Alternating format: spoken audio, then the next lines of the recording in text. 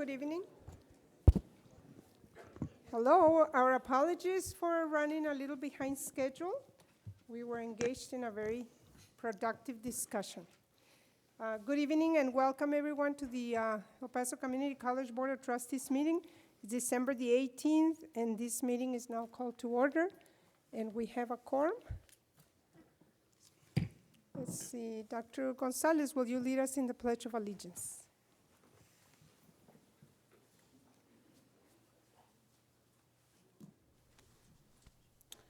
Ready, begin. I pledge allegiance to the flag of the United States of America and to the republic for which it stands, one nation, under God, indivisible, liberty and justice for all.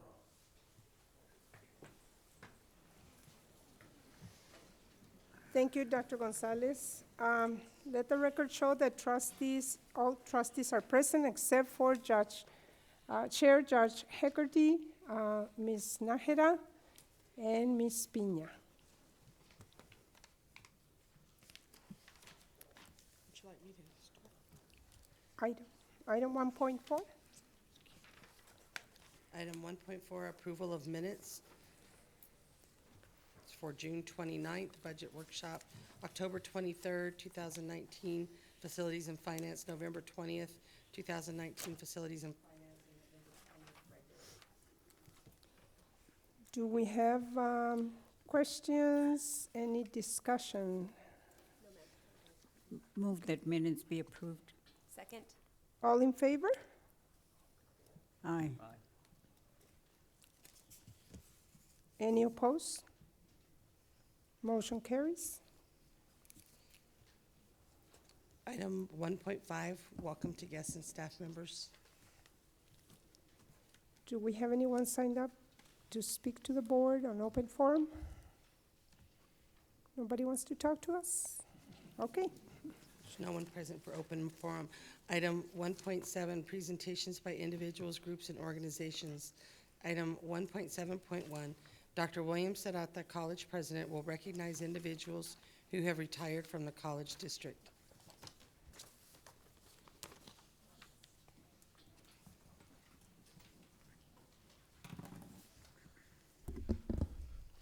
Madam Chair, members of the board, the end of each respective term is always joyful and at the same time bittersweet, given the fact that this is the time that individuals that have dedicated much of their lives and careers to the institution have chosen to submit retirement. And I am going to, in your packet, you see that we have the number of retirees that we have. We are privileged that 5 have joined us this evening. So I will begin with Mr. Tracy Von Maliski.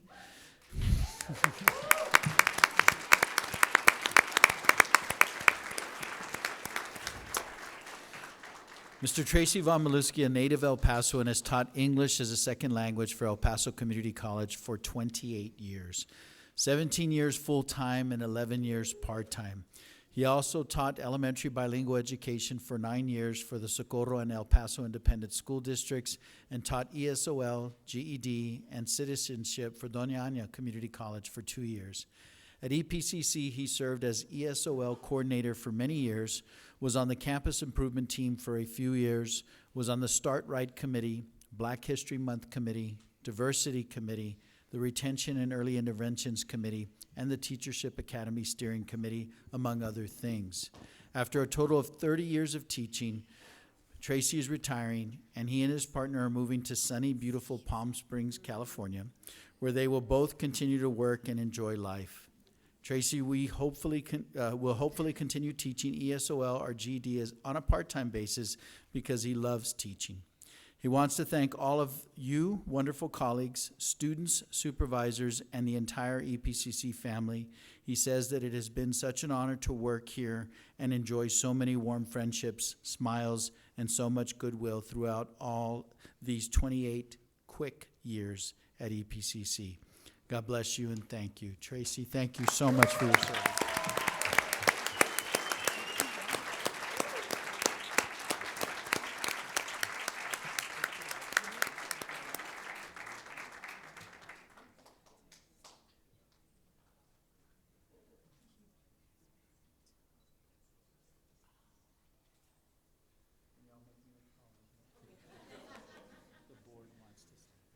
I still remember when we hired him at Socorro. He was a young man. He's still a young man. Yes. Thank you. Come on, front and center.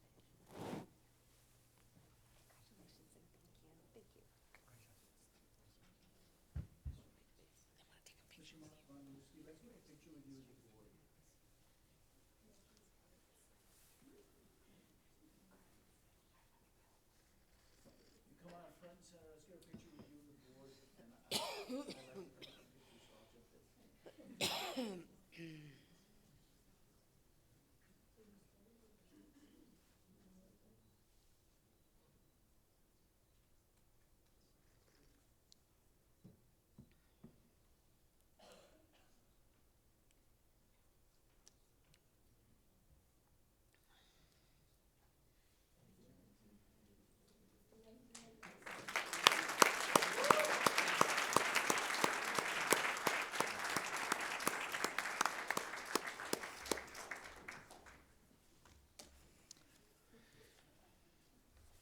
Miss Sharon Olson, if you'll join me at the podium.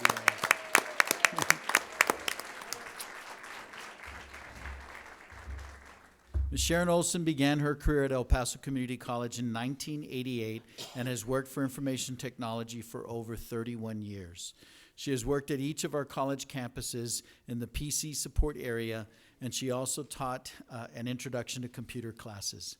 When she first started working at El Paso Community College, IT was housed at the CSC Administration Building on Frederick Street, and from there she traveled every day to each of the various campuses she was assigned to.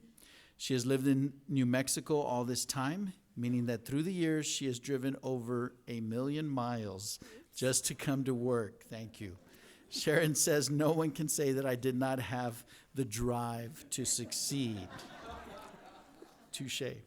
During her tenure at EPCC, Sharon has certainly seen many changes in the area of IT.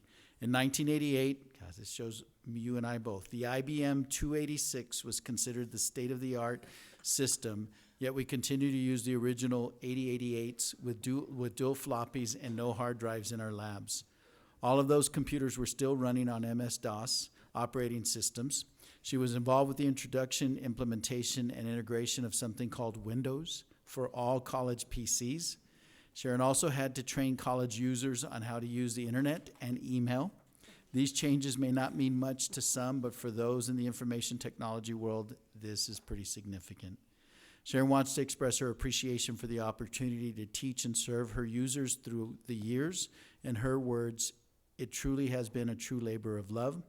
She will miss working with her many users and friends, but is looking forward to spending time with her family, working on her home, and getting back into her art and painting. The Division of IT thanks Sharon for all she did for the division, and we wish her well. Sharon, thank you for your 31 years of exemplary service.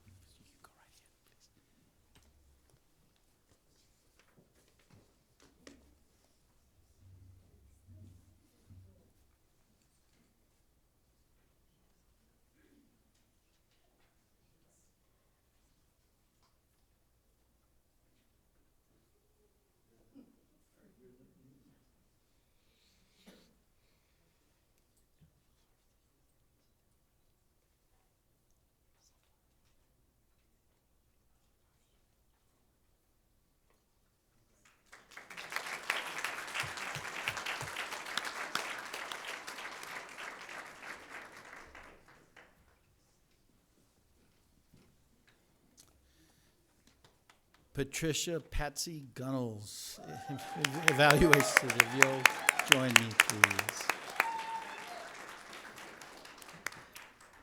Patsy began her career at El Paso Community College in March of 1985 as an admissions assistant for 4 years and then moved to evaluations area, where she has been instrumental in developing and implementing many of our past and current transfer processes.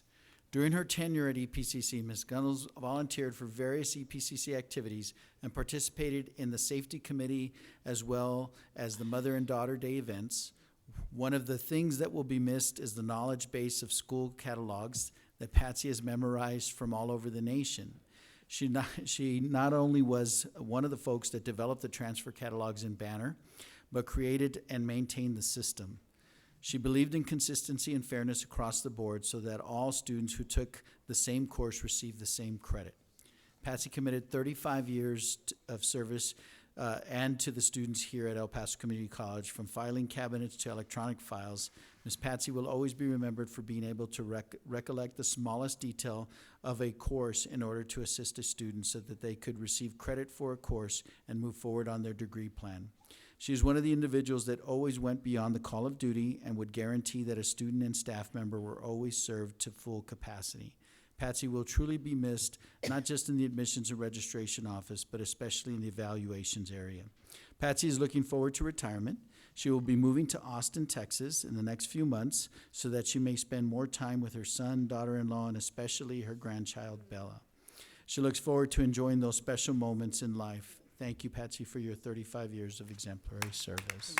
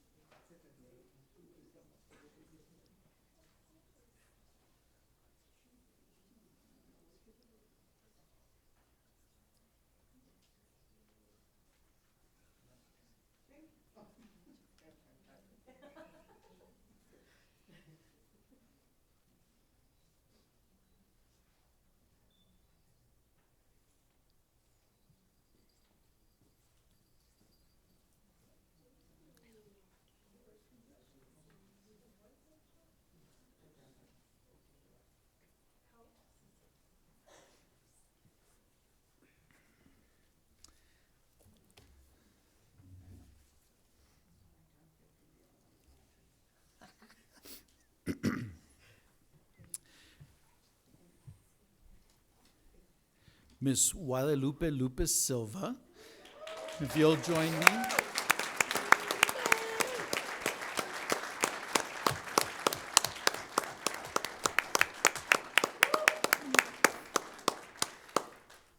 Lupe Silva has worked at the college for 38 years in several administrative support positions.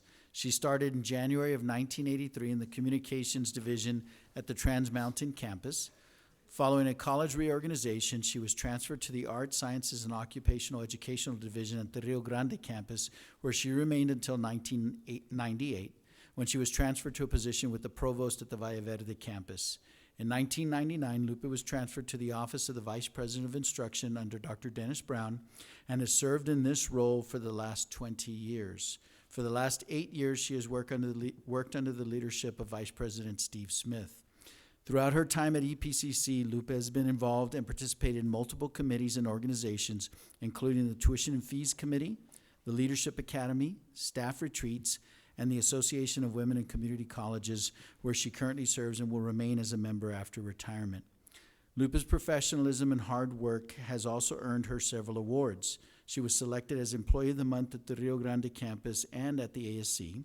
She was also recognized as a Diamond Award recipient by the Diversity Programs Department. Lupe shared the most rewarding aspect of her job has been assisting students, constituents, faculty, and staff. Her retirement plans include enjoying time with her family, traveling, and doing volunteer work in the community. On behalf of El Paso Community College and Vice President Smith, congratulations, Lupe, on your well-deserved retirement, and we thank you for your commitment and your 38 years of exemplary service.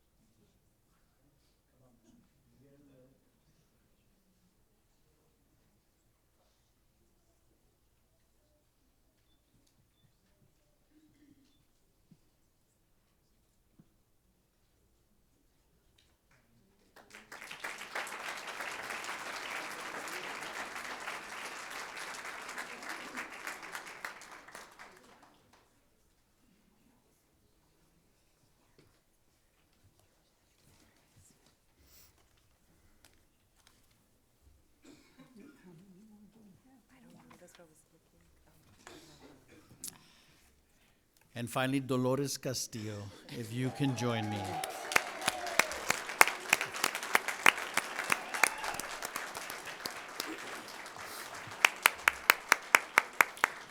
Dolores began her career at El Paso Community College in October 1978 as a Veteran Affairs processor. She then moved to the Records Department and became part of the processing team for several years and eventually settled in the Graduations Department. During her tenure at EPCC, Ms. Castillo participated in the Citizen Bee, as well as volunteering for various activities which included and not limited to Boy Scouts of America, Jamboree, Applied Texas Intake Sessions, TACRO, Operation College Bound, and other activities. One of the things that many people do not know about Ms. Castillo is that she's extremely crafty and very creative. All the little details that you see in graduation before and after have been made by her. When asked what she enjoyed the most at EPCC, she stated that she not only loved working with the people and meeting the students, but seeing a student walk across the stage to receive their diploma. Dolores committed 42 years of service to the students here at El Paso Community College, from using IBM punch cards, I remember those, to Banner 9 registration. She is one of the individuals that always went beyond the call of duty and would guarantee that a student and staff member were always served to full capacity. If she didn't know the answer, she would go and find the answer. If she didn't know how to make the item we wanted, she would watch tutorials and create a masterpiece. Dolores will truly be missed, not just in the admissions and registration office, but especially in the graduation area. Dolores is looking forward to retirement so that she may spend more time with her mother, Guadalupe Castillo, her brother, George Castillo, and especially her daughter, Natalie. She looks forward to enjoying those special moments in life. Dolores, thank you for your 42 years of exemplary service.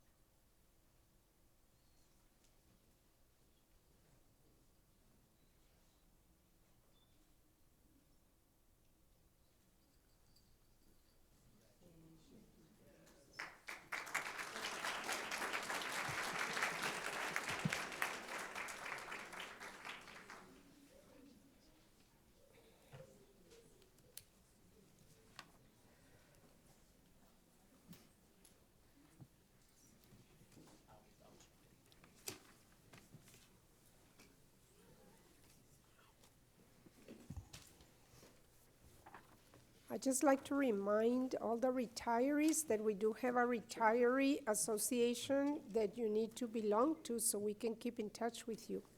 And also, I see that some people are leaving. I just, on behalf of the board, want to wish all of you a very Merry Christmas and a very prosperous New Year.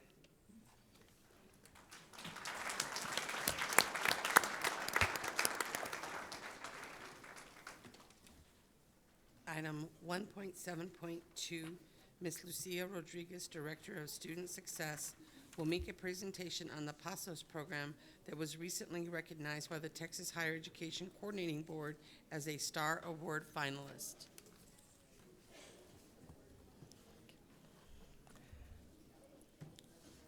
Good afternoon, Dr. Serrata, members of the board, guests, and colleagues. I'm Lucia Rodriguez, and I'm the director of the Office of Student Success, and with me is Richard Ñañez. He's PASO's lead faculty member. We are here with good news and to share some information about our PASOS program. The PASOS program was named a finalist for the 19th Annual Texas Higher Ed Star Award. We came to present our finalist certificate, so after our presentation, we'd love to get a picture with all of you. The Star Awards recognizes exceptional contributions towards achieving the 60 by 30 Texas Higher Ed Education Plan. The Pasos program is an EPCC original. It began as a pilot in 2012 and has evolved into a program that has been scaled district-wide and is in 16 high schools in El Paso through dual credit. Pasos is faculty-led. Pasos offers culturally relevant teaching training series called Cariño in the classroom. As of now, 98 faculty have been trained through the Cariño in the classroom training series to use culturally relevant approach for student success. Pasos trained faculty encourage students to connect what they are learning in the classroom to what is going on in our community. Pasos promotes civic engagement, volunteerism, and student leadership development. Pasos data shows that students in Pasos classes successfully complete courses at a higher level than non-Pasos students. Pasos is motivated educators in a community that view our location, our population, and our stories as assets to student success. We'd like to share a video that will introduce some of our students to you, and then Richard will close with final comments, and then we'll take a picture with you and our certificate. In one word, Pasos is family. Pasos is celebration. Pasos is community. Pasos is improving yourself.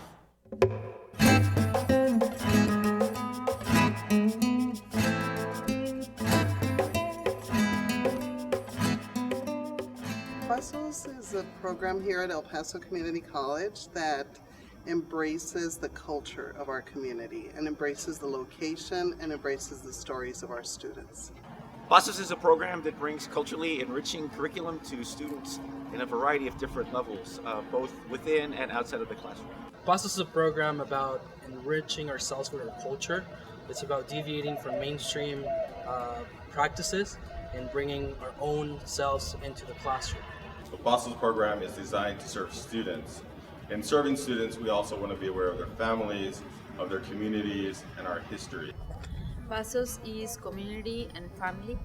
Community and families are built from the classroom to the outside, to contact with faculty, with advisors, and with staff who supports students and their progress. Pasos is cariño. Pasos is family. Pasos is home. The benefits that students get from this program is that we encourage them to step out of themselves and to widen their perspective of why they are here in college, what role they can play in the community, how much they can impact the community in a positive way. Students benefit from Pasos, especially because they have many opportunities to, number one, form support groups for learning, expose themselves to situations and events that they generally would not expose themselves to. They also learn to transfer knowledge from one class to another. They grow as a whole individual, as a student and as a person. Pasos is friends. Pasos is a connection to my school. Pasos es familia. I would recommend Pasos to any student looking for new experiences, college opportunities, and new friends. When I started college, I really didn't know nobody, and so I got into Pasos, and I met a lot of people that are really close to my life. People that I call best friends or family. I really recommend Pasos because it gives you a chance to be a part of something, and it really brings out your inner leader.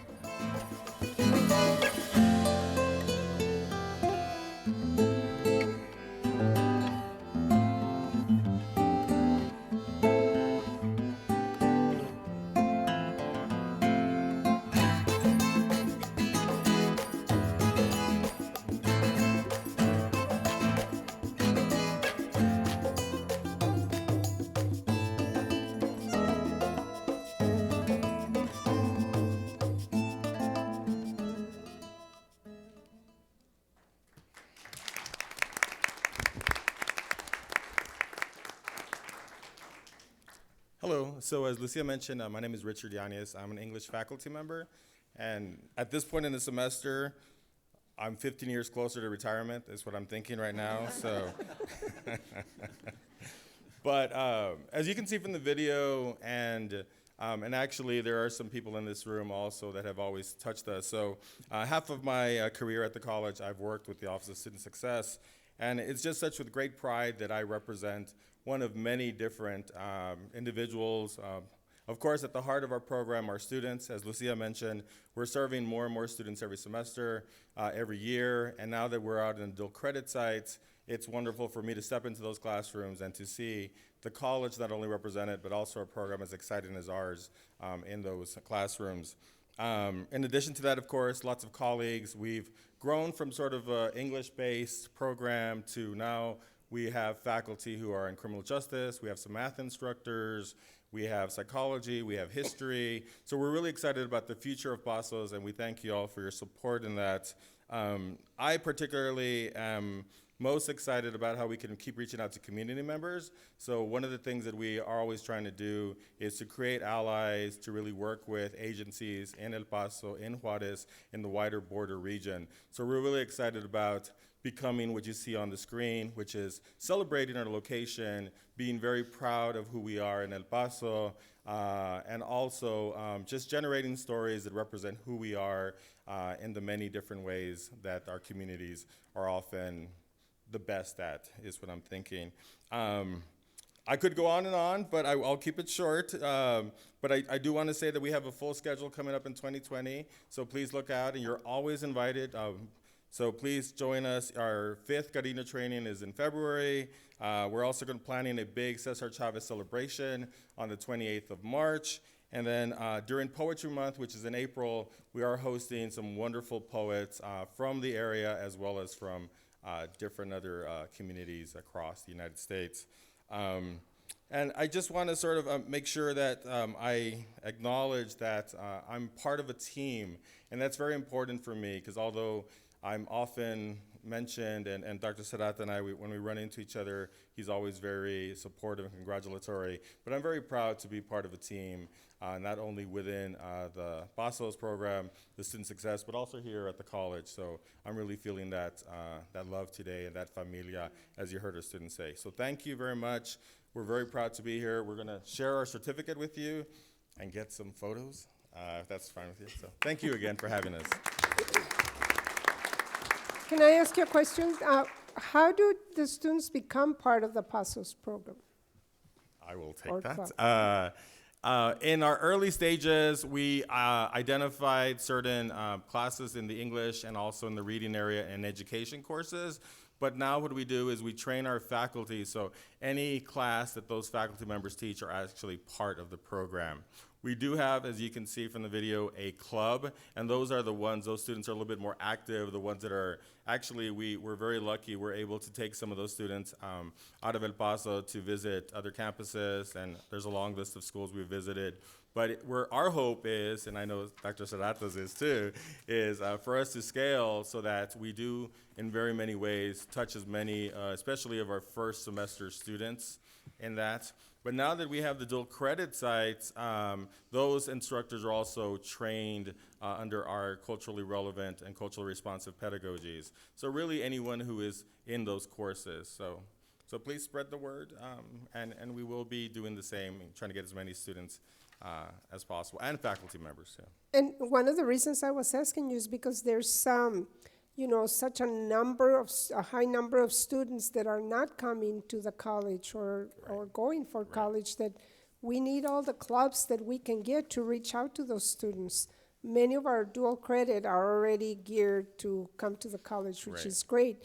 But what are we doing about reaching the others that don't know anybody here? They have no guidance to get here.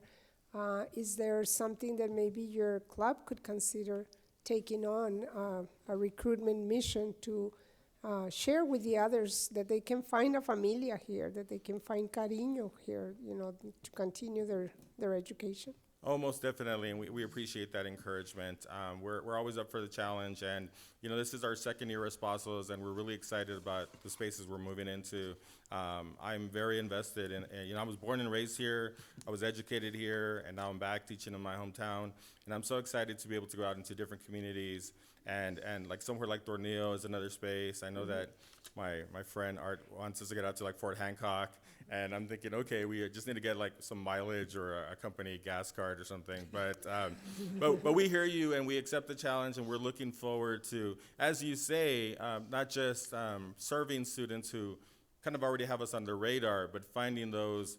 And one of the things that we love is that we're familia. So if we hope that through our pedagogy, through our planning, that if a student is in our classrooms, is in our club, he or she is going to go home and spread that. So we're going to get their cousins, their brother, even their parents sometimes.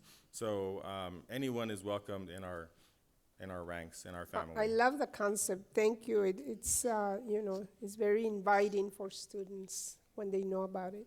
Any other comments? Just great programs. I mean, this is what really makes our campus, the community college, unique and really makes it about community. So I thank you and I thank your staff and thank you for taking the time to do this presentation. I learn something new every time I'm at these board meetings, so I really appreciate that. And thank you for your work. It doesn't go unnoticed. We appreciate that. Thank you. Thank you. So let's take a picture.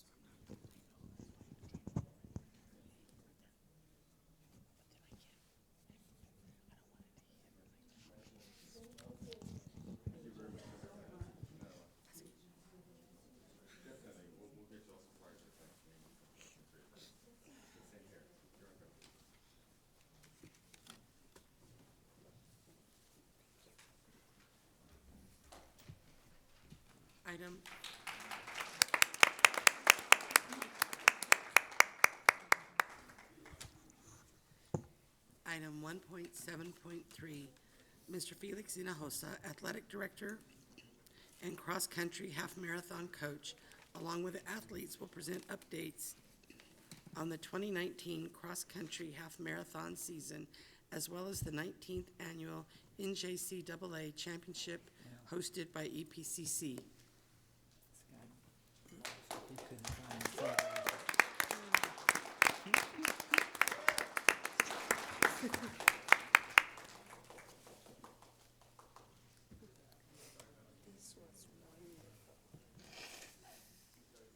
They must be the runners. In the high achievers, academics.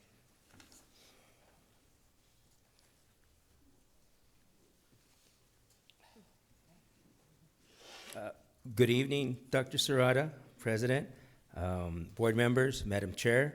Thank you for allowing me a small moment of your time to bring you up to speed on what has happened or what has transpired 2 weeks ago at our National Half Marathon Championship. We've got some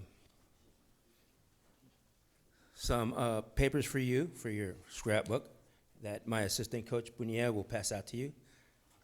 And while he's doing that, I'd like to begin with thanking all the people that were monument-driven in supporting this endeavor, beginning with our president, Dr. Serrata. When I approached him about, let's host a half marathon, he said, sure, as long as we win, no pressure.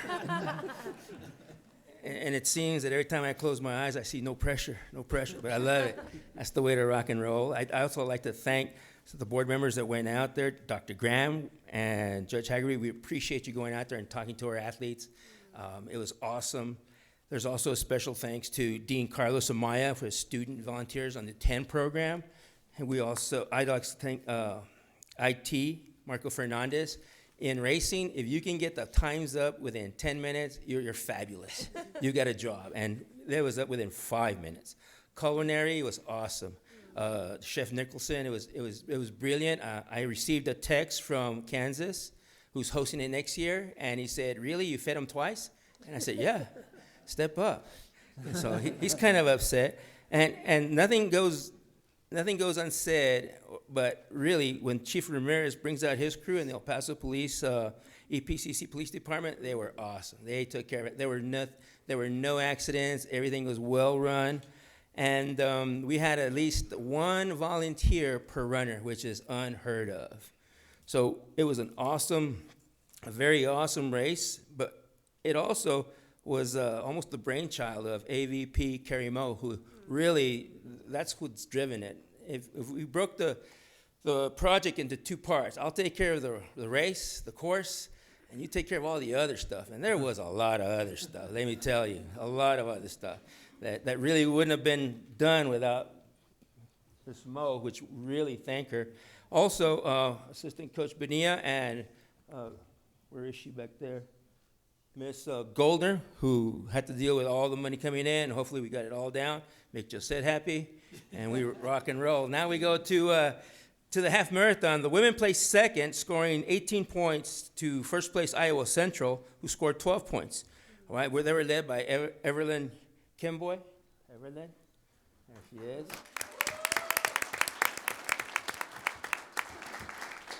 Who earned All-American honors, and her time was 1:20.29, and she was only 23 seconds behind the winner. So, this was a good course, a good fast course, and the ladies did very well. The men defended their title by scoring 9 points to eventual second-place finishers Vincennes, who scored 22 points. They were led by Gideon Cheplak, then Dennis Kiptu, Elias Loriposia, Bradley Macuvier, and David Ceballos was our half-marathon men's team, and they placed beginning with Gideon second, third, fourth, fifth, and respectively 17. All right, so it was a very good showing on our part. And our freshman Jaylene has the women's national title trophy, and Elias has the men's. And each of these people got a medal that they have, where's our medal? Yeah, all right. And so we represent it well.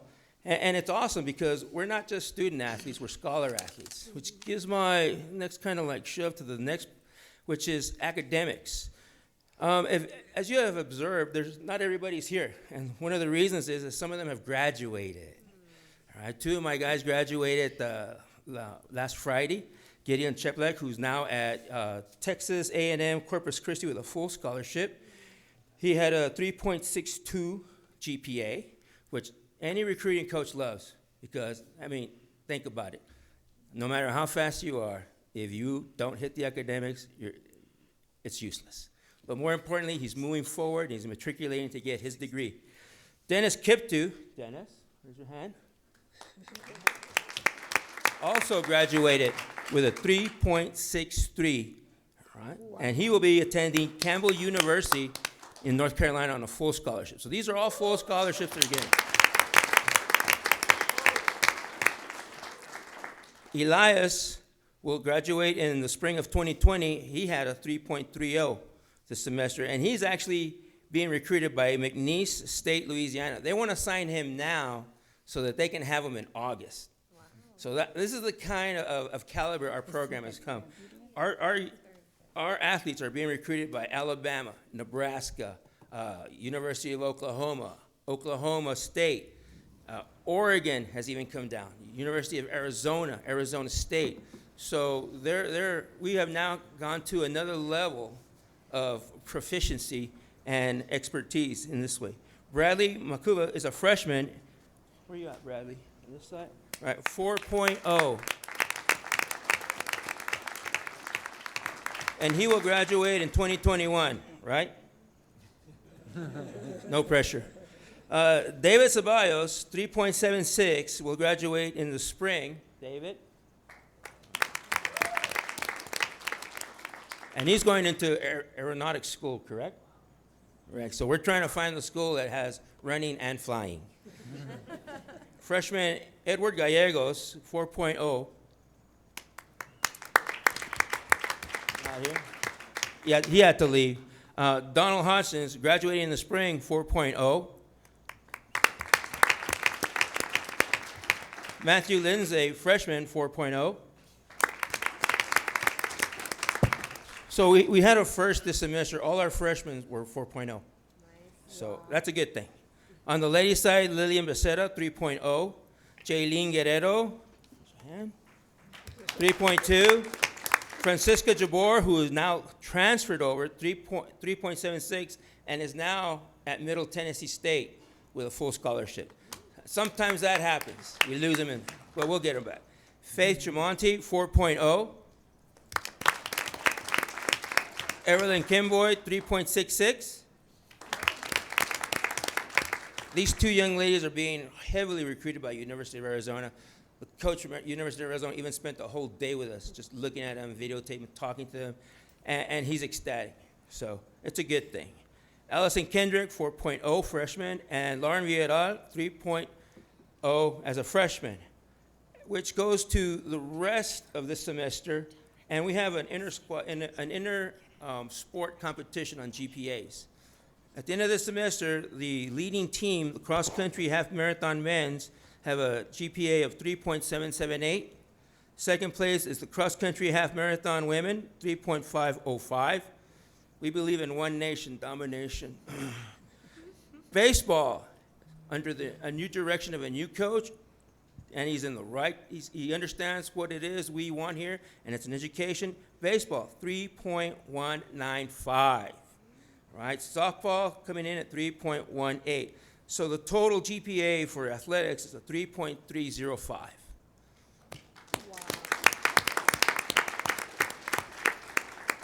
With that, I would like to thank all of you for your support, and I hope you all have a Merry Christmas.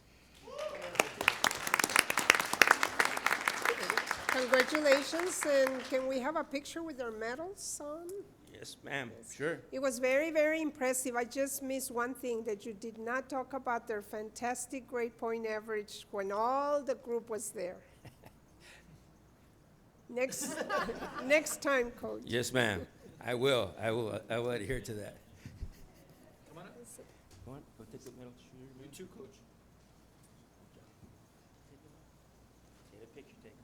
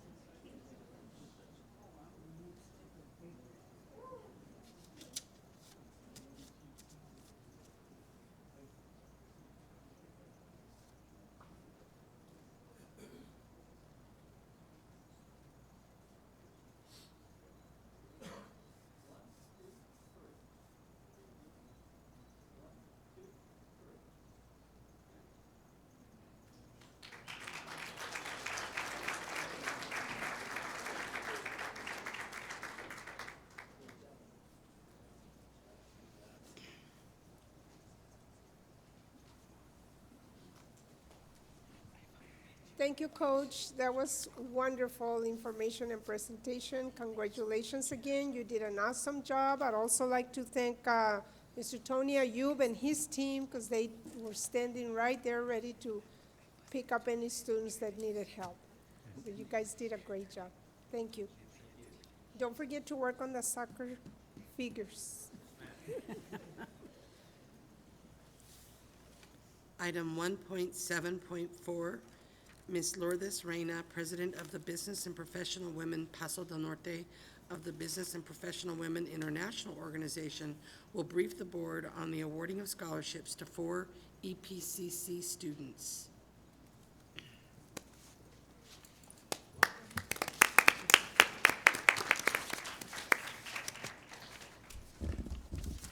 Good evening, distinguished members of the El Paso Community College.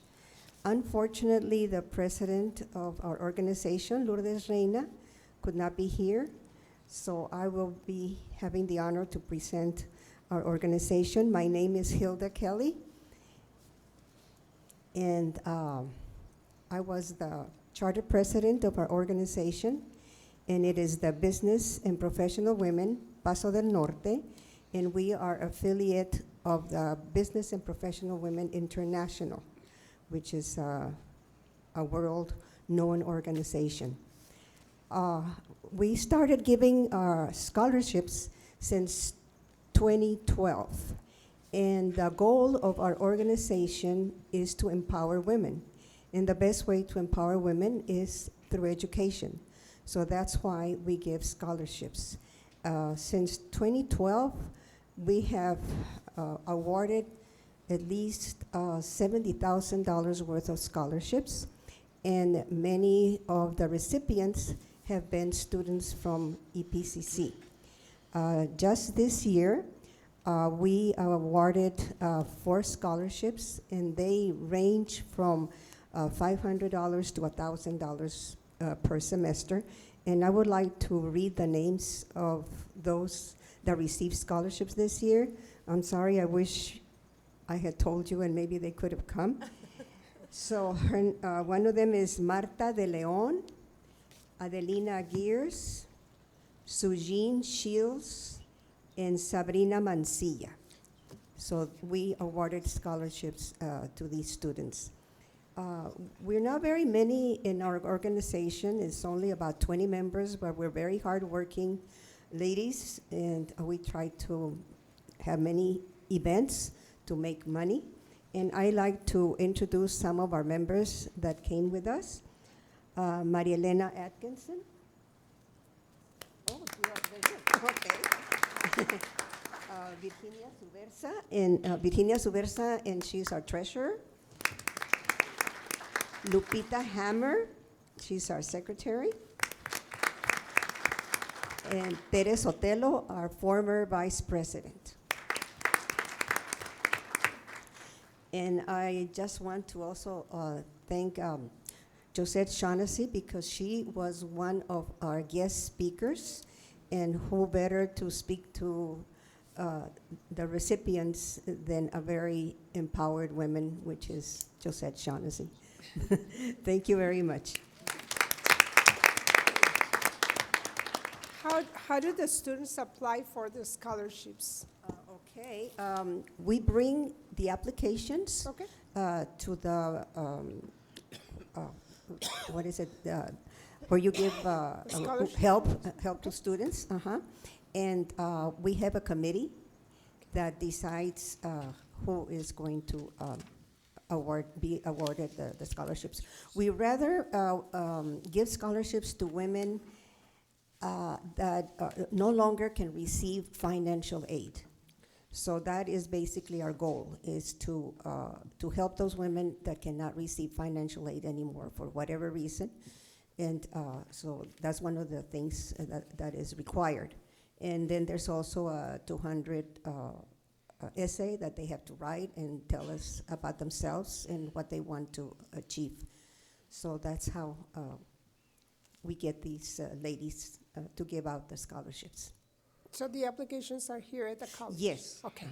And every year we bring them, or we can use the same ones from before, or we can bring new ones. But they are always given to the agency, I don't know what agency it is, that gives out the financial aid. Okay. Well, thank you very much for the work you do. I'm sure our students appreciate it as well. Thank you.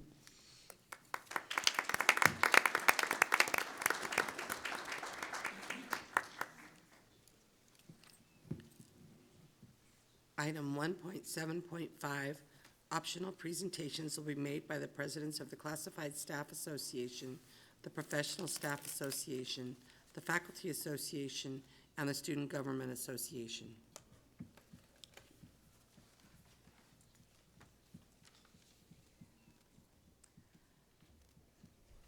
Good evening, board members, President Serrata, staff, and guests.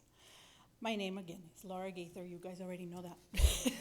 President of CSA. On behalf of CSA, I would like to share the results of our annual turkey drive held on November 22nd. We received 9 turkeys in addition to $802 in monetary donations, which was used to purchase more turkeys for a total of 63 turkeys. We distributed 21 turkeys to each of the following: the Winchester House Transitional Living Center, El Buen Pastor, and Camino a la Salvación. We want to thank everyone who donated and assisted CSA in our yearly effort to help feed families from our community during the Thanksgiving holiday. Furthermore, we sponsored our annual Christmas dance on December 7th. We would like to thank everyone who joined us in celebrating the holiday season. Thank you for your continued support of CSA-sponsored events. And I have a little presentation.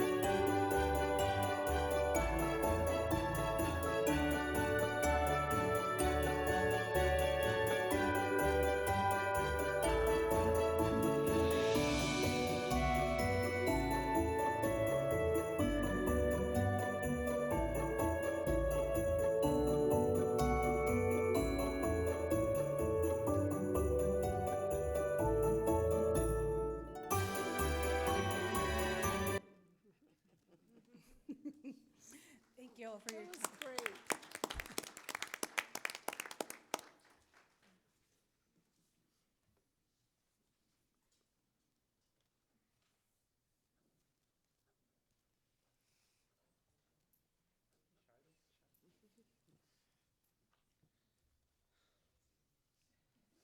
Right, how much taller? There we go. Hello, good evening. Hello, good evening, Chair Graham, Dr. Sarad, and the rest of the board. My name is Alex Rodriguez, Student Government Association President. You guys knew that, but you know, it doesn't help to, or it helps reintroducing myself and everything from there. So I actually also have a PowerPoint presentation, so yeah, sit back and relax a little bit. I'm gonna overview what we did throughout the semester too as well. So we're actually gonna pretty much mention to all the unique things that we did. We usually always have the annual fall festival, which actually we had over 2,000 members of the community attend. So I'm pretty much just mentioning a couple of things that we do every single semester, or every year, sorry. And then also over this last the weekend for finals, we actually had extended library hours where we actually provided snacks for students, food and drinks in case they wanted to take a little study break in between while they're in the library, you know, and everything from there. So I'd like to actually thank all the library staff to actually being able to be with us and actually be able to stay after the hours so we can actually provide students for extra study time in the library and everything from there. That same weekend, we actually also had a duel in the desert, which is actually a chess tournament between us and the Doña Ana Community College, and also members of the community.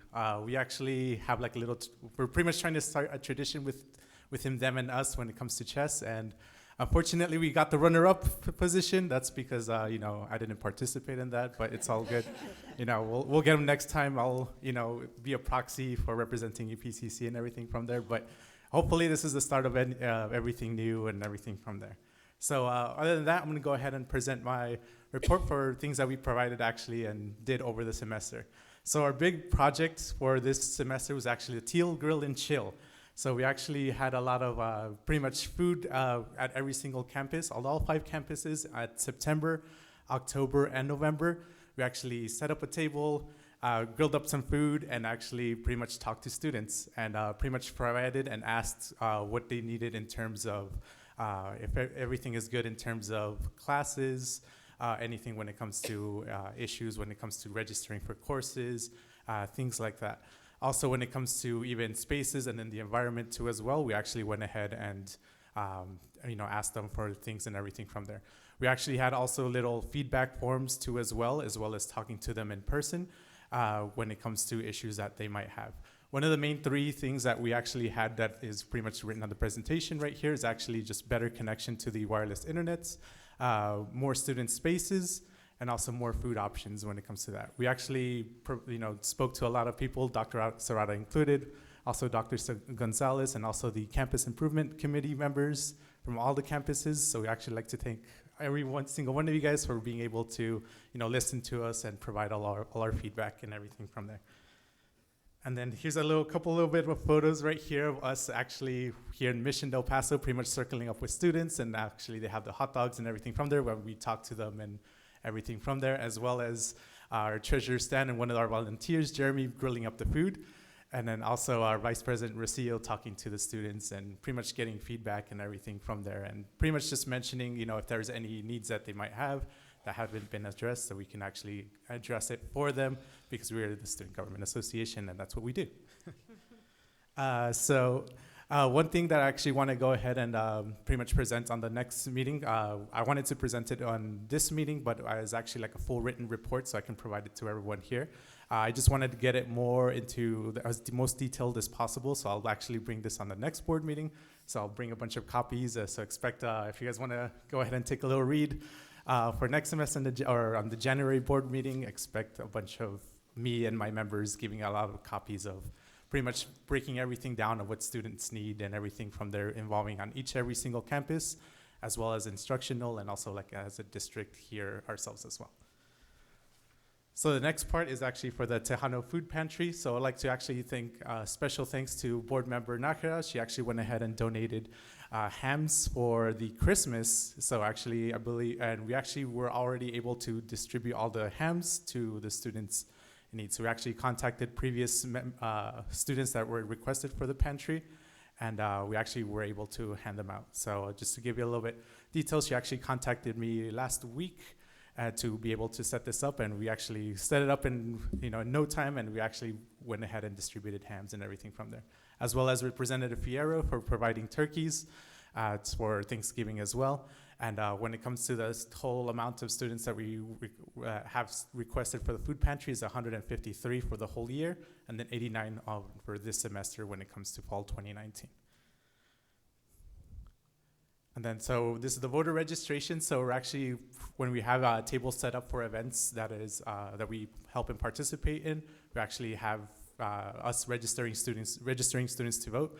We're actually pretty much trying to mobilize to pretty much tell the students how it's important to vote not only in the national level, but in the local level. We have, usually most of the impacts and the changes that we see is actually here at the local level. So we're pretty much expressing, how important it is. We also actually attended classes as well, have a little speech and kind of mentioned even how important it is to vote even at a local with the student government level as well. So we actually told them about, hey, this is how much, people are active and everything from there. It's very important to actually have your voice heard, especially with your vote, because that's the one that counts the most. So the next one is actually for the American Student Government Association. We actually spoke to John Cornyn's office and also Congressman Will Hurd's when it comes to any concerns that we had us as a community college students. And we actually also participated in the conference for the American Student Government Association. Actually, when it comes to the Duel in the Desert, which is the chess tournament, we actually met with the members of the student government from Doña Ana over there in Washington, D.C., and between networking and there, we actually got this chess tournament done and everything from there. So pretty much that's from there, and we actually also learned a lot of workshops and everything involving leadership, also how to be a more effective student government, especially at the community college level. Usually we're here for 2 years, and when it comes to the transition, there's so much we can do, and also we can bring from the previous student governments to actually be able to be a well-oiled machine and everything from there. So yeah. Right, so the next one is I also myself went to Houston on October, and it actually was for the Texas Junior College Student Government Association. I'm actually one of the 7 executive board members, and I'm actually representing or serving as host. And how it requires with the position is actually I provide everything when it comes to like operations related to have the PA equipment, giveaways like T-shirts, swag items on the students on the conference. And we actually meet up in this April we meet up, and it's actually the 50th anniversary of the Texas Junior College Student Government Association. So we're gonna have our conference there and our General Assembly from there. We're actually planning to bring legislation from our end over here to provide resolutions, especially when it comes to what happened on August, and as well as when it comes to the immigration issue that's happening in our borderland. We're pretty much trying to team up with with all the student governments in our local area, which would be the Doña Ana one, New Mexico State, UTEP, and also the Texas Tech's Health Science student government to actually bring together and have a resolution so we can actually present to our local politicians in our respective areas. And we're actually gonna have that event also in April as well. So we're gonna pretty much meet up in that day and actually provide the resolution and just have it signed and everything from there. And then last but not least, this is a personal invitation for the next one actually. So it's for the Children's Dance Marathon. So we're actually partnering up with the Children's Miracle Network this February 14th, which is Valentine's Day. It's actually going to be their 8th birthday also for the Children's Miracle Network Foundation. So we're actually going to try to fundraise $8,000 for the kids. So all the funds would actually go ahead and be going to any equipment that they need to provide for the children. And we're actually going to have it here at the ASC at the auditorium. So we actually set up a goal of $8,000, which meaning $1,000 for every single year that they've been here at here in El Paso. And also us as SGA would like to provide a challenge to any department right over here. So whichever department raises the most funds and joins the team, would be their respective department, would actually gonna get a little nice trophy. So the challenge is on, bragging rights, if you guys go ahead and do it and everything from there. So yeah, the challenge is on, so hopefully you guys can join us and also join us at the day of the event, which is gonna be on February 14th.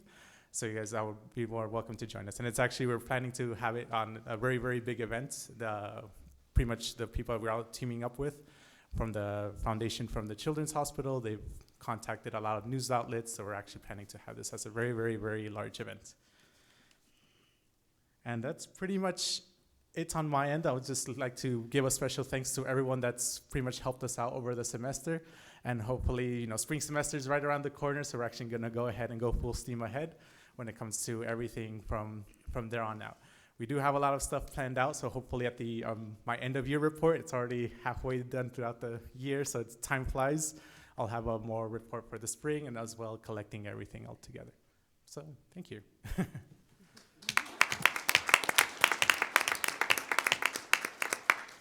And also, I was gonna say one last thing. Thank you so much for the graduation people, who's ever is here, who was setting up the event. It was very, very lovely. I myself personally graduated. I'm still gonna be attending EPCC classes, but it was a very, very awesome event, and it was great, enjoyable experience. Thank you, congratulations. Thank you. Merry Christmas to all. Oh, thank you so much. You as well. Yeah.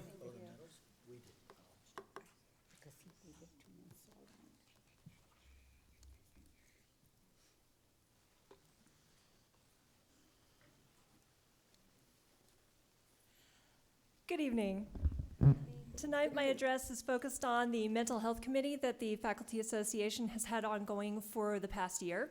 But before I get to the motion that was taken on by the Senate, I wanted to digress into a personal story.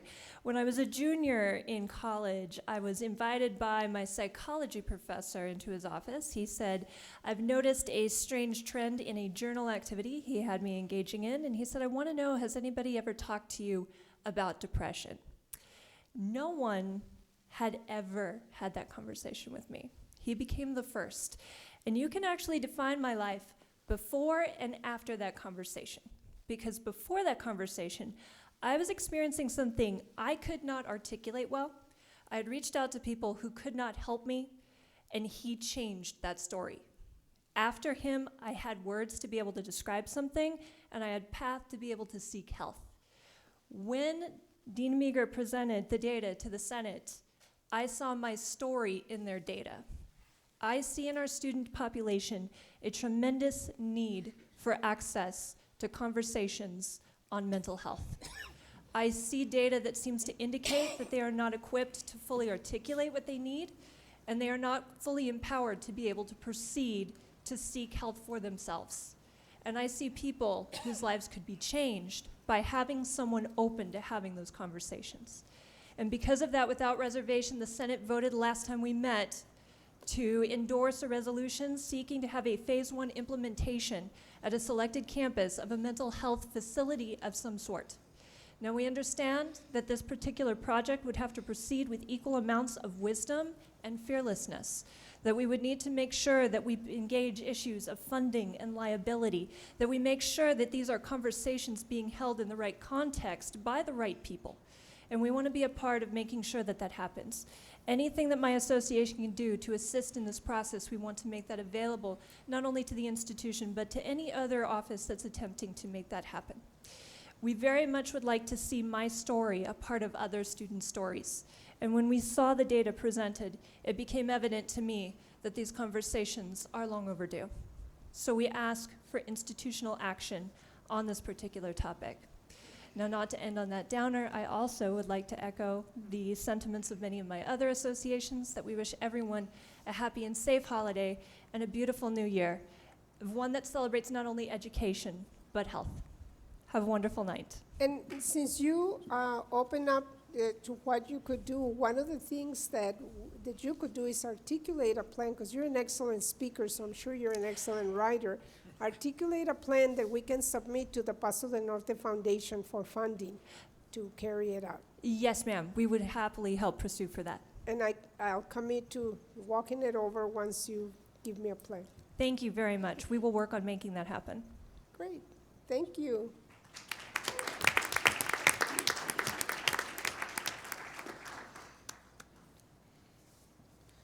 Item, is there anyone else? Sorry. Item 1.8, communications, none.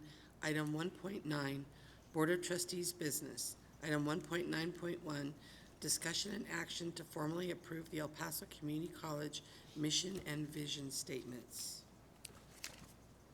I think that they really captured, whoever finalized it after we had our last discussion, really captured what we were trying to say. It looks very good to me. I'd like to get some feedback from the rest of the board. I know this was a long exercise for us. We had visited about it a couple of times. This last time with Dr. Penley facilitating that conversation, so thank you. And of course with the input from administration, faculty, and staff, and so I appreciate that. I think that with the new vision statement, it doesn't change much. I don't think it changes the direction of where the college is going or where it has been going, but I think it emphasizes really going back to those core values of what the college is all about and what it provides this community. And so thankful for all the work. It really is, when you're dissecting a mission statement and a vision statement, it is a very intense process. We can say every word matters because we truly, at least as a board member, you truly live by it and you truly use that as the guide and as the vision for where you want to take this and what is important not only for the college but for this community. And so I'm happy with the end result. I'm very much fully in support of it, and of course, give accolades to everybody that assisted with that. I was asking Dr. Serrata why we are waiting until 2021, but he's gonna look into that, see if it can be implemented. I'd like it because it's easy to remember. The other one, it was like a whole book. Ms. Robles, Mr. Oxer, any comments? I totally agree that we finally got it just the way it should be. Brief and to the point, and it definitely defines our mission. Mr. Oxer? I'm good with it. Good. Would you like to recite it, Dr. Graham? Sure. The new The vision? mission of El Paso Community College is to ensure affordable, high-quality education and career pathways from start to finish. And the vision statement is EPCC will be a progressive educational leader transforming our future. So all the administration will get a test pretty soon on how you remember it and see if you remember it. So do we have a motion? I move to approve the college mission and vision statements. I second the motion. Any discussion? All in favor? Aye. Aye. Opposed? So the motion carries unanimous. Ms. Pem, 1.9.2 and 1.9.3 will move to executive. Well, these have already been posted, is my understanding, so we'll just table them until after executive session. Okay? Yes. Thank you. Item 1.10, board reports. Item 1.10.2, treasurer's report, October 31st, 2019, November 30th, 2019. No action is necessary. Item 1.10.2, president's report. Item 1.10.2.1, Dr. Serrata will update the Board of Trustees and audience on recent events that have transpired at the college.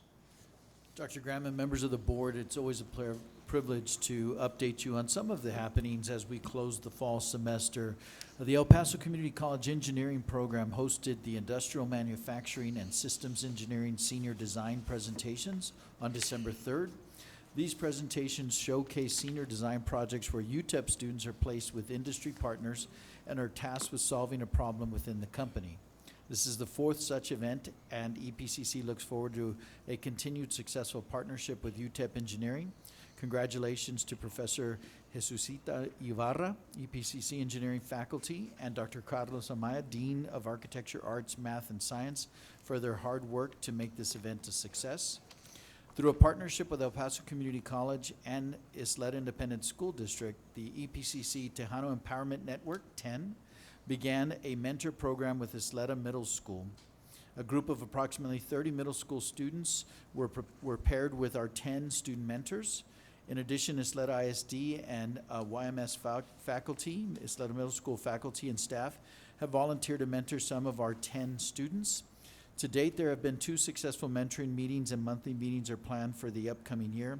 In particular, we would like to recognize YSD Associate Superintendent Dr. Catherine Kennedy for her support and partnership. Thank you to the leadership at YSD for helping us realize this mentor program. To the faculty, the students, again, Dr. Carlos Amaya, Dean of Architecture, Arts, Math, and Science, who leads this initiative.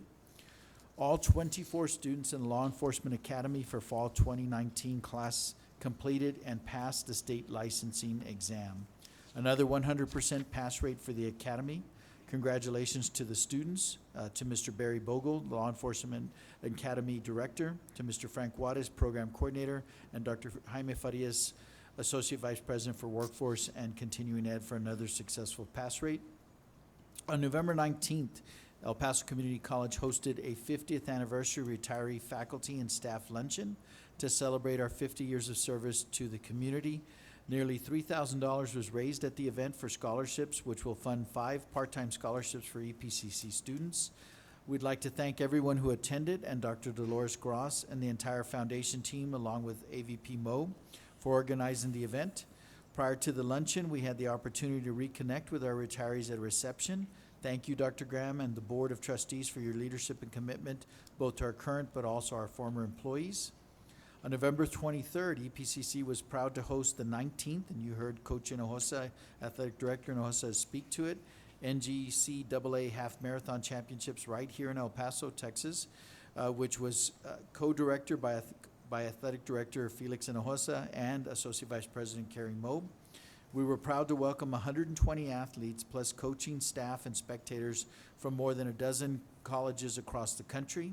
As we heard from Coach Hinojosa, we are proud that our men's team defended their title as national champions, and the women also represented the college well, placing second, runner-up. Congratulations to our athletes that you saw earlier. This was an incredible event that started with a welcome banquet on Friday prepared by our students in culinary arts under the leadership of Chef Nickerson and Chef Guerra. It was a huge undertaking which raised awareness of EPCC and El Paso locally, regionally, and nationally. It would not have been possible without the help of generous sponsors and employee support from all areas of the college, including but not limited to Chief Ramirez and the police department, who came in full force to ensure the course and athletes were safe. As you mentioned, Dr. Graham, Tony Ayub and Sotero Ramirez led students from the emergency management training program who served as our medical team. This was an opportunity for EMT students to put their skills to work in a real-world setting and an example of the quality opportunities we provide to our students. EPCC student athletic trainers led by Pedro Chavez also gained valuable experience volunteering at this event. Angel Ramirez and the facilities team, Marco Fernandez and the IT team who managed race day updates created a microsite for the event and provided significant support. Mr. Pat Ebert and EPCC TV, Roy Tuberville, Ines Lopez and the financial aid team, Mr. Jim Heine and the marketing team, the entire athletics department, including the baseball and softball teams who shared their time, and many other volunteers, including deans, faculty, staff, and students. We appreciate everyone's help and couldn't have done it without such college-wide support. We'd like to thank Dr. Graham and Chair Haggerty, along with the foundation board member, Ms. Cynthia Conroy, for attending and cheering on the athletes. EPCC looks forward to hosting the NGCAA Half Marathon Championships again in 2021. So they will take a one-year hiatus and then bring it back to El Paso. Now in its 18th year, the EPCC K-12 art exhibit was on display in the Academic Services Center from November 7th through December 3rd. The exhibit brought 1,238 pieces of art in from 7 school districts across the area. More than 95 teachers submitted artwork from their students.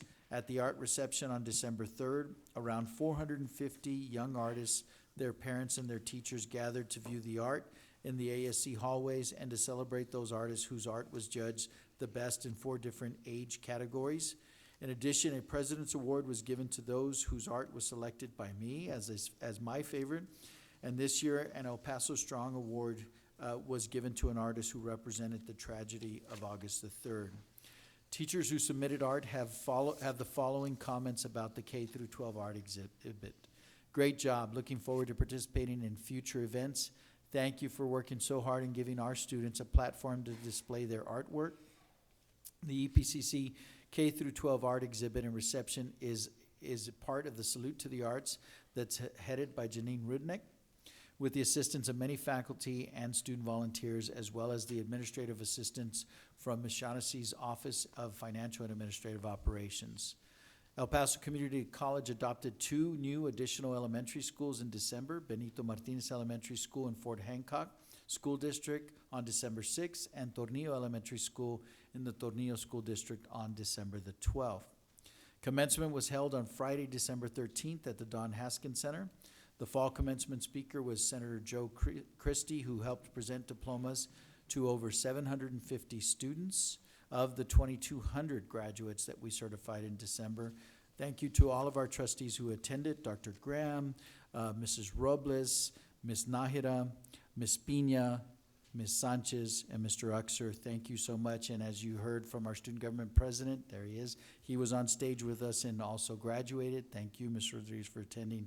On Monday, December 18th, representatives from Horizon Heights Elementary School and Burger King partnered together to provide 10 food baskets to the Tejano Food Pantry for EPCC students.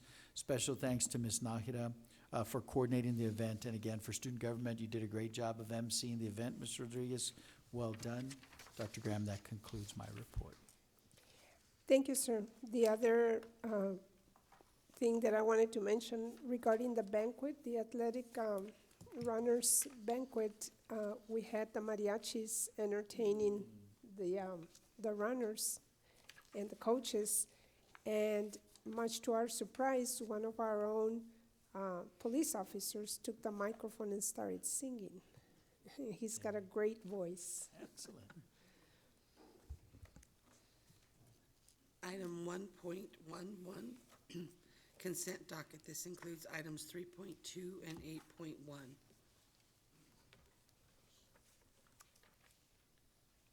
Motion to approve the consent docket, including items which includes items 3.2 and 8.1. Second. Discussion? No? Thank you. All in favor? Aye. Aye. Opposed? None, so motion carries. Item 2.0, administration. The following, item 2.1.1, the following policy is presented for second reading and/or final approval. 3.22.03, professional development leaves policy. I have a question. So the agenda item reads for second reading and/or final approval. So which one is it? Is it second reading, or is this, you're asking us to do a final approval? We're asking first for approval, Ms. Sanchez. For final approval of the For final policy? approval, Okay. yes, please. And just very quickly, can you go over what the change is substantively to the policy? So the policy, we have actually the policy in your agenda, and it was fairly lengthy. Yes, ma'am. And related more to what pertains to a procedure. So it's really a process that has been in effect for a long time in terms of granting professional development leave to our full-time faculty and staff, provides them with an avenue to pursue an education, and in order for them to do that, then grant them some leave based on certain criteria that they have to meet. And so we are currently revising the procedure, and that procedure already had gone out for review, but went for also legal counsel review, and we have a few other changes to it. So we anticipate to complete that procedure in a January timeframe, and then hopefully start the process for the spring semester, and then grant professional development leave to those eligible employees that qualify for the next fiscal year. Okay, thank you. You're very welcome. I just have a question. Will the procedure be shared with the board as well? Oh, yes, ma'am. Okay. Anything else? So we're good? So a motion to have a final approval of the professional development leave policy? That's my motion. Second the motion. Discussion? All in favor? Aye. Aye. Opposed? Thank you, motion carries. Item 3.1, discussion and action to approve full-time staff and faculty recruited in positions funded by the institutional budget. Motion to approve. Second? Discussion? All in favor? Aye. Opposed? Motion carries. Item 3.3, information items, resignations and retirements, no action is required. Item 4.1, discussion and action on the approval to award a 60-month lease to Xerox Corporation for a multifunction digital imaging production copier printer for the Valle Verde Instructional Service Center in an amount not to exceed $130,000. Move to approve. Second? Discussion? I have a question. Would it change the figures if we approved it for 3 years instead of 5? The technology is evolving so quickly that what if something better came up in a couple of years and then we're stuck with a 5-year machine or contract? Mr. Gallardo? Yes.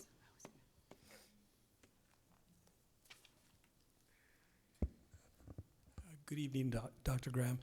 I don't have, we didn't ask the vendor that, but I have a good feeling that it would change the figures, but we can certainly go back and ask.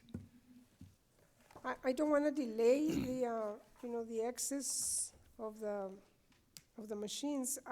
I'm just curious that the 5-year contracts to me on technology seem to be quite long with the way that it evolves so quickly. Do we have someone that represents? Good evening, I'm Mike Peterson with Benchmark Business Solutions. To answer that question, the figures would change on a 36-month lease, but I can tell you that the equipment that is proposed, it's fairly new equipment, and I think it'd still be viable for another 5 years. So if something better comes along, will you have it available? It would be available, yes, ma'am. Okay. I just don't know the policy for EPCC to upgrade within a term, within a lease. And wouldn't it also, I guess, be spelled out in terms of the lease agreement itself, in terms of what our options could be at that point? At that point, it would be based on what the language of the lease would be, if it would contemplate the possibility of renewal of the equipment within the lease period. Right, okay. Yeah, usually what happens is that, towards the end of the lease, we look at other equipment at that time to upgrade. But I can assure you that the piece of equipment that is proposed to the college right now is new equipment, and it should be viable for the next 6-7 years at least. Okay, thank you, sir. Thank you. So we have a motion and a second. All in favor? Aye. Aye. Any opposed?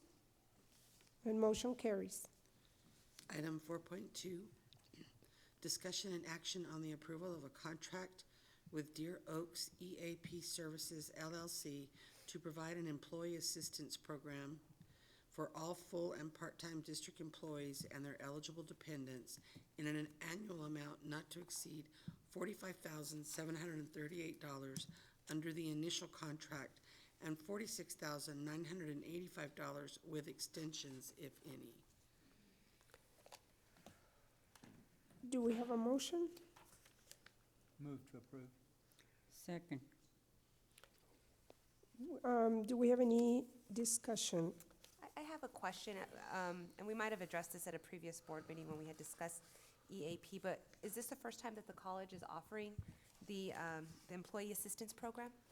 As far as I know, and as long as I have been here, Yeah. I believe it is the first time we Yeah.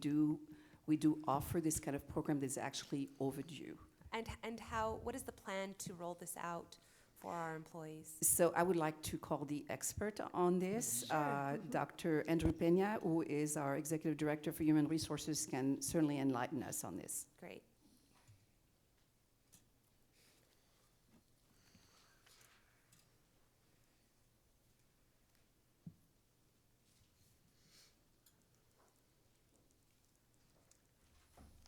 Dr. Graham, Dr. Serrata, Ms. Sanchez, Ms. Robles, Mr. Uxer, cabinet members. The plan is, if the board approves it, we're looking to an implementation of either February or March, working through the logistical arrangements that we have to make internally in terms to market the program and to get the word out. We do have a representative from Deer Oaks here that can talk about, and I'm sure some of you, if not all of you, have some experience working with the AP.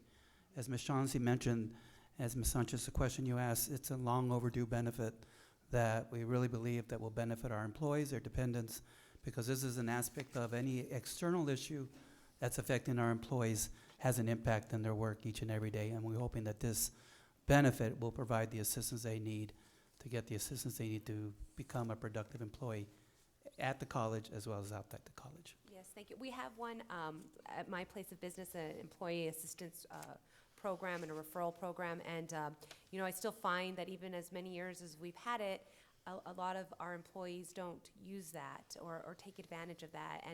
And sometimes there's a stigma attached possibly with seeking that type of assistance. And we had a great conversation earlier this evening with Ms. Bell on mental health support there, and this is a component of that, especially with the mental health of our employees.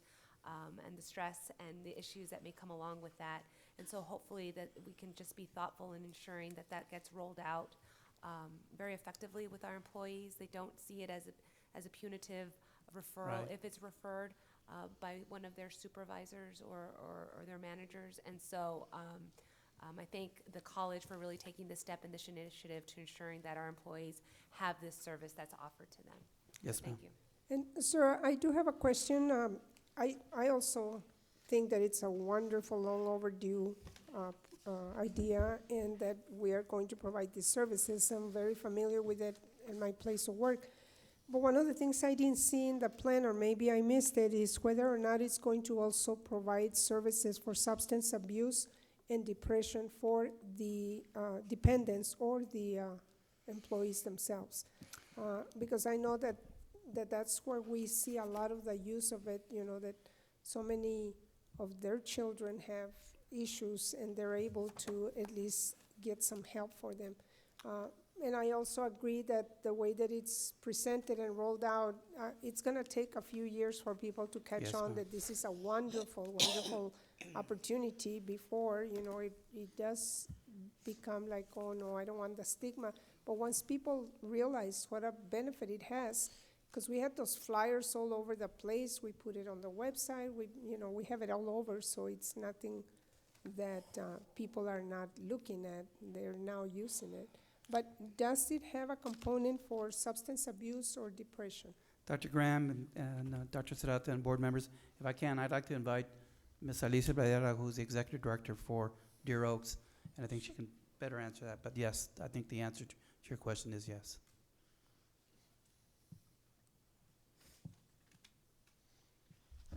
Hi, Hi, welcome. good evening. Yes, the answer is yes. We do have a substance abuse program. So it's a referral-based program that we would offer to the employees and dependents, household members as well. But they can access it themselves without referrals? Sure, absolutely. Okay. Yes, I yes. just want to make that clear so they don't think that if they don't get a referral, they can't use it. It's available to all employees and their dependents, right? Okay. Thank you. Thank you. Any other questions? No. So all in favor? Thank you. Aye. Aye. Opposed? Thank you. Motion carries. Item 4.3, discussion and action on the approval to enter into an agreement with each of the following cooperative purchasing organizations: Choice Partners, the Interlocal Purchasing System, HGAC Buy, Goodbye, the Purchasing Cooperative of America, and Omnia Partners. Move to approve. Second. And just to be clear, I guess just for members of the public, this isn't a specific contract award. My understanding is that, the way I understand this to be is it's us entering into these co-op agreements so that we may at some point utilize whatever services that they have offered. So if it's a better value or a better benefit for the college, that we can go ahead and do so. But because it goes through the state cooperative, we have to formalize those agreements, if you will. Yes, Ms. Sanchez. Okay, thank you. Thank you for the clarification. Thank you. All in favor? Aye. Aye. Opposed? Thank you. Motion carries.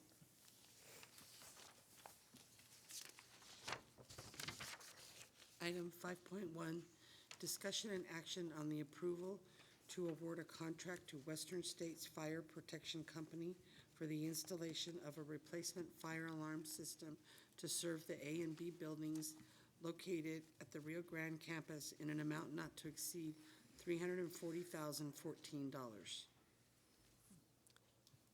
Move to approve 5.1 and 5.2. Second. Discussion?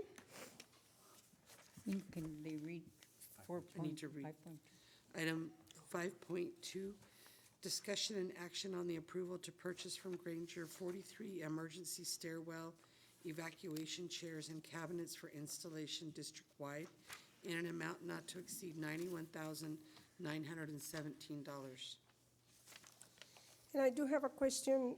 Where will these be made available and who's going to know how to use them?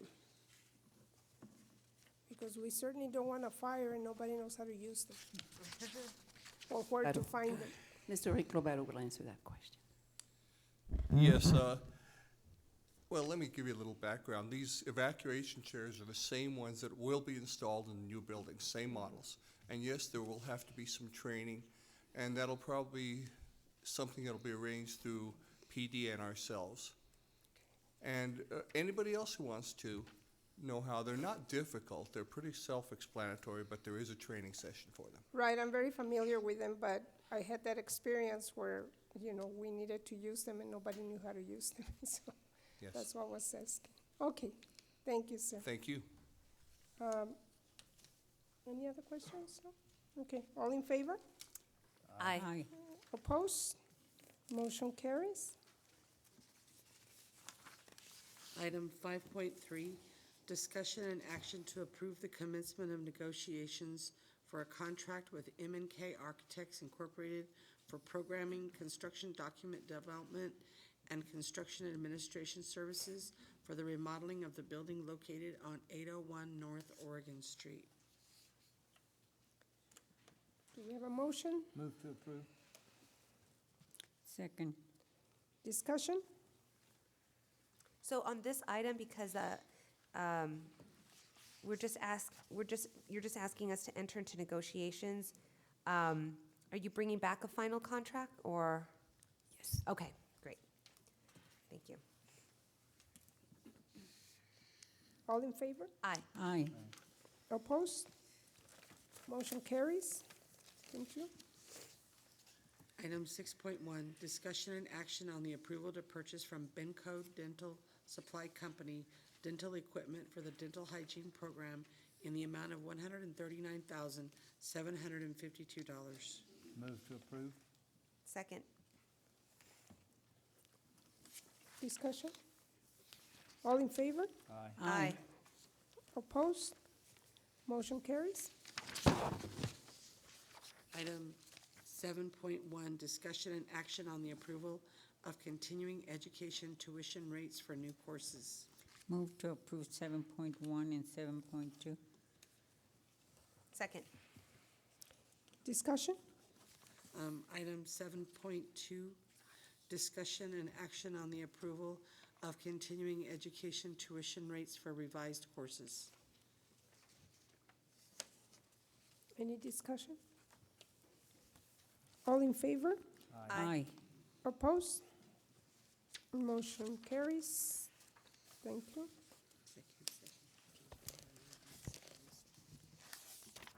And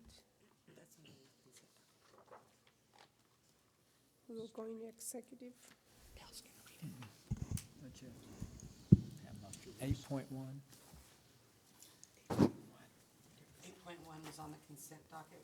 Okay. So we can go ahead and go into executive session at this time.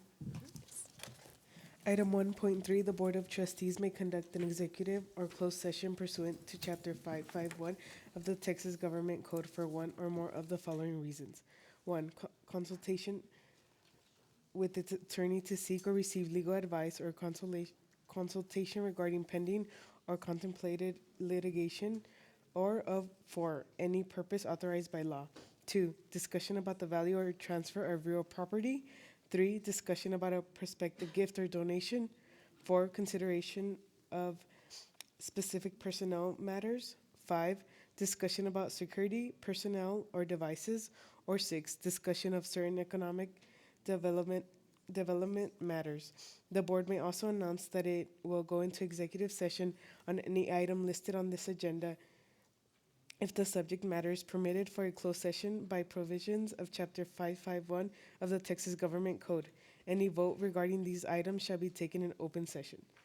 Discussion regarding the Public Utility Commission of Texas proceeding related to the sale, transfer, or merger of El Paso Electric Company to Sun Jupiter Holdings, LLC, and IIF U.S. Holding 2, LP, entities related to J.P. Morgan's Infrastructure Investments Fund, PUC docket number 49849, joint report and application of El Paso Electric Company, Sun Jupiter Holdings, LLC, and IIF U.S. Holding 2, LP for regulatory approvals under PURA sections 14.101 39.262 and 39.915 pursuant to Section 551.071 of the Texas Government Code.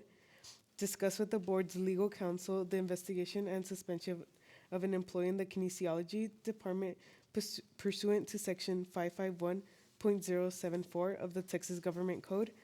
Discussion regarding quarterly legal update of all EEOC charges and lawsuits pending against EPCC pursuant to Section 551.071 of the Texas Government Code.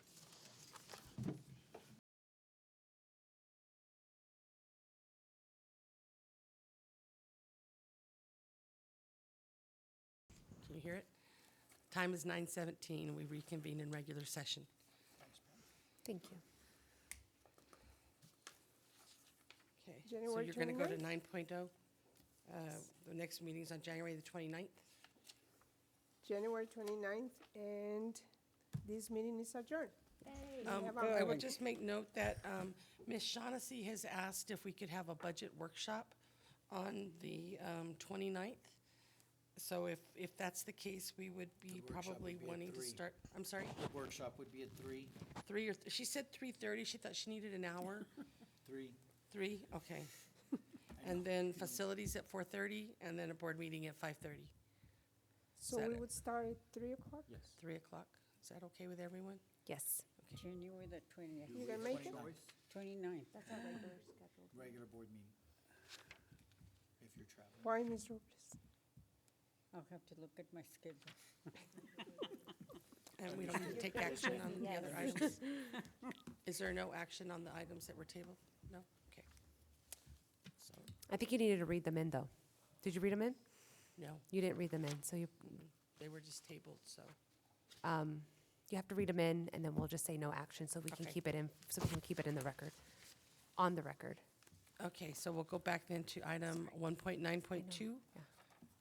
Discussion and take appropriate action related to the participation and intervention in Public Utility Commission of Texas proceeding related to the sale, transfer, or merger of El Paso Electric Company to J.P. Morgan's Infrastructure Investments Fund, docket number 49849, Public Utility Commission of Texas.